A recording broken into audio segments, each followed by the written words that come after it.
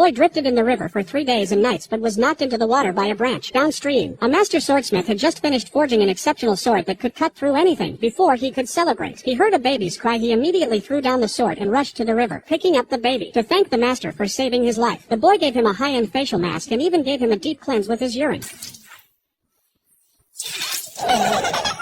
Seeing such a cute boy, the master was very pleased, feeling his blacksmithing skills finally had a successor. The next moment, the boy lifted a huge rock with his bare hands, giving the master a heavy gift for taking him as a disciple. The master took the little strong man home to raise him. His 3 wives adored the boy and fought over who would feed him. But the boy had such a huge appetite that the family couldn't afford to keep him. The master reluctantly left the boy in the deep forest to fend for himself. As soon as the master left, he heard a bear's roar and the boy's cry, unable to bear it. He went back to find the boy. When he arrived, he saw an incredible scene. The boy was riding on the bear's neck, and the bear didn't dare move, showing no fear on his face. Years passed, and the master taught the boy all his blacksmithing skills. He named the boy Fred, because Fred had great strength. The smithy often echoed with the master's cries. Years later, Fred grew into a handsome young man, but the village kids didn't want to play with him because Fred didn't know his own strength and often threw them several meters away. This made everyone avoid him, leaving him without a single friend except for a little white pig. Fred not only had great strength, but also understood animal language, making the little pig his only friend. Parents of the boys Fred had injured came to complain to the master. The master knew Fred couldn't stay here, so he told him to go out and find a living. Fred, angry, lightly hit the house, accidentally demolishing it, leaving him no choice but to leave.